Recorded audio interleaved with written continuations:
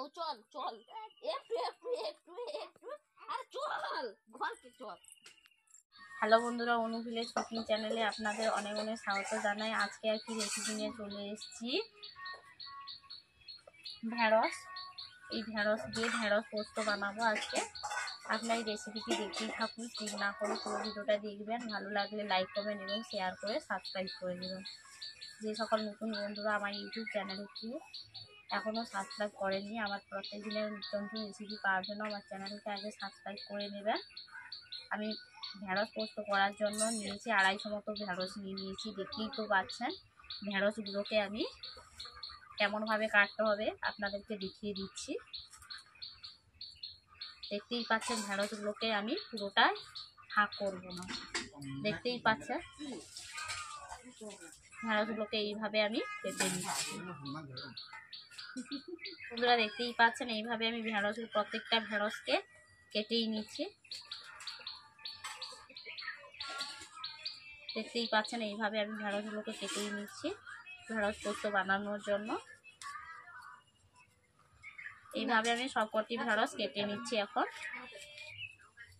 বন্ধুরা দেখতেই পাচ্ছেন ঢেঁড়সগুলো আমি কেটেই ফেলেছি। এরপর এগুলোকে আমি জলের মধ্যে ধুয়ে নেব। জল দিয়ে দিয়েছি, জল দিয়ে আমি ভালো করে ধুয়ে নিচ্ছি ঢেঁড়স পোস্ত রান্না করার জন্য। বন্ধুরা আমি জল থেকে ঢেঁড়সগুলোকে ধুয়ে নিয়েছি, নিগড়েও নিয়েছি, দেখতেই পাচ্ছেন। এরপর আমি ঢেঁড়সের মধ্যে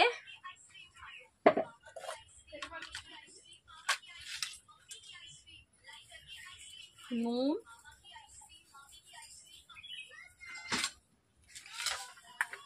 হলুদ দিয়ে আমি মেখে নিচ্ছি।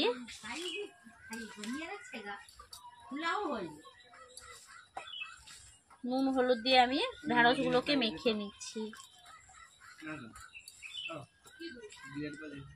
বন্ধুরা দেখতেই পাচ্ছেন আমি ঢেঁড়সগুলোকে ধুয়ে নিয়ে নুন হলুদ মেখেই নিয়েছি। দেখতেই পাচ্ছেন মেখে আমি 5 মিনিট মতো ম্যারিনেট করে রেখে দিচ্ছি। যতক্ষণ পর্যন্ত আমি উনুন জ্বালাচ্ছি না ততক্ষণ পর্যন্ত আমি ম্যারিনেট করে নিচ্ছি। দেখতেই পাচ্ছেন নুন হলুদ দিয়ে। বন্ধুরা দেখতেই পাচ্ছেন আমি উনুন জ্বালিয়ে ফেলেছি, কড়াই বসিয়ে দিচ্ছি। এখন বন্ধুরা দেখতেই পাচ্ছেন আমি কড়াই গরম হয়ে আছে, কড়াইতে তেল দিয়ে দিয়েছি। তেল দিয়ে আমি ফ্রাই করে নিচ্ছি কড়াইটাকে। ঢেঁড়সগুলো যেহেতু ভেজে নেব।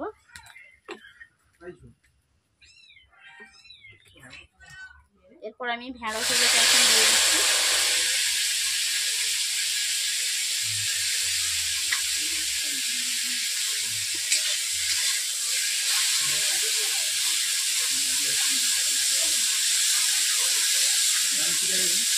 ঢেঁড়সগুলোকে এখন ভেজে নিচ্ছি।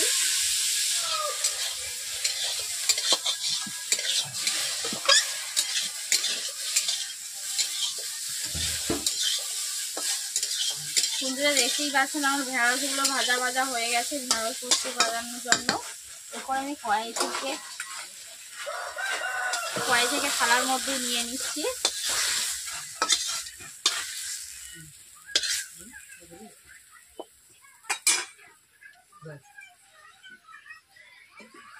এরপর কড়াইয়ের মধ্যে আমি তেল দিয়ে দিচ্ছি। এখন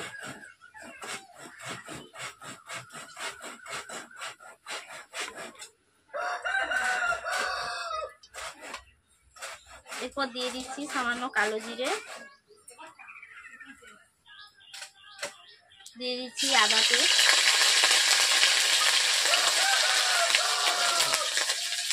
হলুদ গুঁড়ো,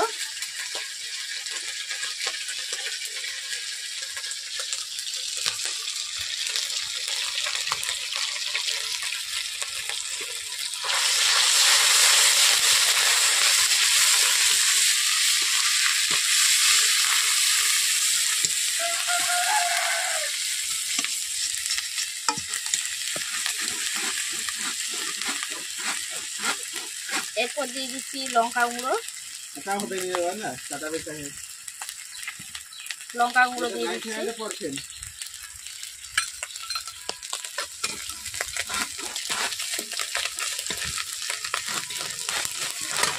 এরপর দিয়ে দিচ্ছি টমেটো কুচো,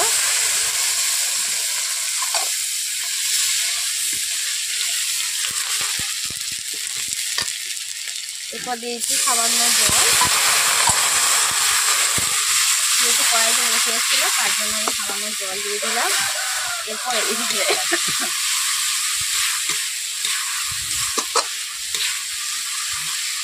বন্ধুরা দেখতেই পাচ্ছেন আমি মশলাটাকে 2 থেকে 3 মিনিট এইভাবে আমি কষিয়ে নিচ্ছি।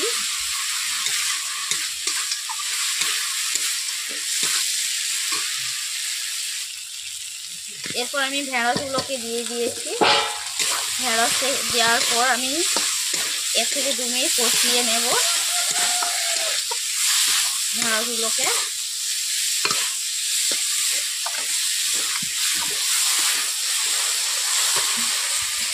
এরপর সামান্য জল দিয়ে দিচ্ছি, কারণ কড়াইতে যেহেতু বসে যাচ্ছে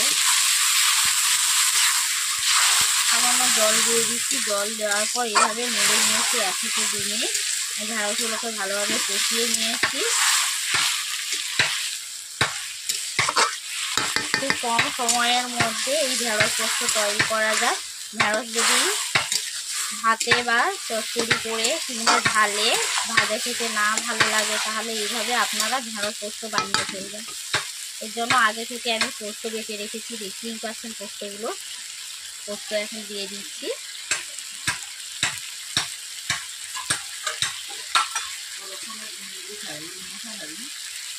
পোস্ত বানানোর জন্য আমি পোস্ত বাটা দিয়ে দিয়েছি।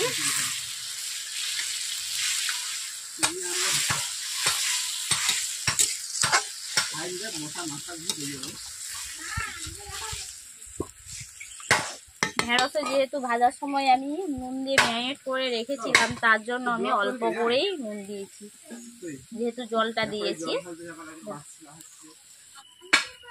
ভাজা জিরের গুঁড়ো দিয়ে দিয়েছি ঢেঁড়স পোস্ত বানানোর জন্য। 2 থেকে 3 মিনিট ওটাকে ফুটিয়ে নিচ্ছি বন্ধুরা। দেখতেই পাচ্ছেন 1 থেকে 3 মিনিট আমি ফুটিয়ে নিয়েছি। 2 থেকে 3 মিনিট আমার আজকে বানানো হয়ে গেছে ঢেঁড়স পোস্ত। এইভাবে আপনারা বানিয়ে খাবেন, বাড়িতে তৈরি করে খাবেন, অবশ্যই ভালো লাগবে। নিরামিষ ঢেঁড়স পোস্ত গরম ভাতে জমে যাবে। ভালো লাগলে লাইক করবেন এবং শেয়ার করে সাবস্ক্রাইব করে দেবেন। এবং ঢেঁড়স পোস্ত কেমনভাবে বানালাম আপনারা তো দেখলেন, এইভাবে আপনারা বাড়িতে বানিয়ে ফেলবেন। আর কেমন হয়েছে ঢেঁড়স পোস্ত অবশ্যই কমেন্ট করে জানিয়ে দেবেন। হয়েছে তো ভাত খাবি চো, ও একটু ভাত খাবে চলো, মোবাইল দেখুন তো, চলো মোবাইল দেখে হৌ হৌ হৌ। কড়াই থেকে এখন নামিয়ে নিচ্ছি।